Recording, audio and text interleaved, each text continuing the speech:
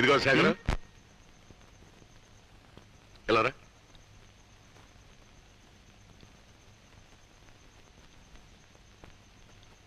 ఇది మీ అన్నయ్య కొట్టిన దెబ్బేనటే? ఇంత వయసు వచ్చాక ఇంత పెద్ద దెబ్బ తింటానికి నీకు సిగ్గుగా లేదటే? చచ్చేంత సిగ్గా ఉందండి, కానీ దెబ్బకి దెబ్బ తీసే ఉపాయం నేను చెప్తాను. అమ్మా పద్మ, మన శేఖర్కి ఒక కాఫీ తీసుకురామ్మా. అలాగే. ఇదిగో శేఖర్. బాబు గారు, ఫైటింగ్ కి రౌడీలను పోగు చేశానండి. మీరు వచ్చి మాట్లాడి బేరం కుదుర్చుకుంటే. ఇదిగో శేఖర్, నువ్వు కాఫీ తాగుతాడు, నేను ఇప్పుడే వస్తాను. పద.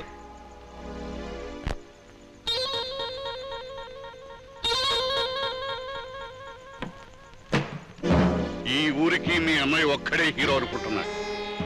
ఇక నుంచి ఇంకో హీరోని తయారు చేస్తున్నా. ఎవరినండి? ఆ హీరో నువ్వే. మీరు హీరోని చేయదలిస్తే? చెయ్యదలిస్తే కాదు, చేస్తున్నా. వెళ్ళండి. పదండి.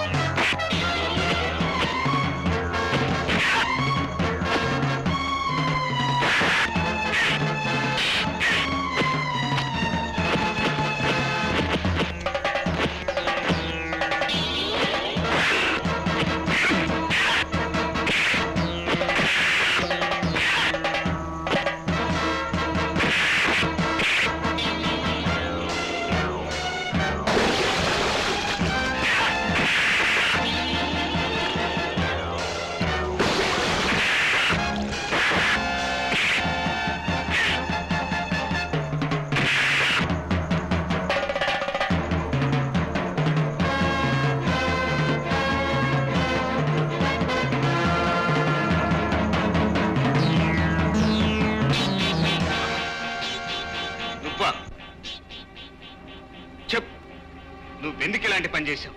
నిన్ను నా మీదకు పురిగొల్పింది ఎవరు? చెప్పు. నారాయణ. నారాయణ, ఇక్కడ జరిగిన విషయం మన ఇద్దరి మధ్యనే ఉంటుంది. కానీ నువ్వు ఒక పని చేయాలి. చేస్తావా? చేస్తాం.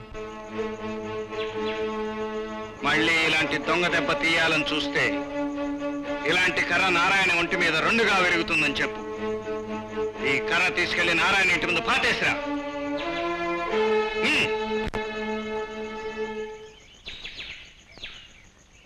ఏమిటయ్యా, నువ్వేదో హీరో అనిపించుకుంటావు అనుకుంటే ఇలా ఓడిపోయి తిరిగి వస్తావు అనుకోలేదు. మీరు పంపిన రౌడీలు పారిపోతారని నేను అనుకోలేదు. సరే సరే. ఏమిటి, మీ అన్నయ్య మా ఇంటి ముందు కర్ర పాతమన్నాడా?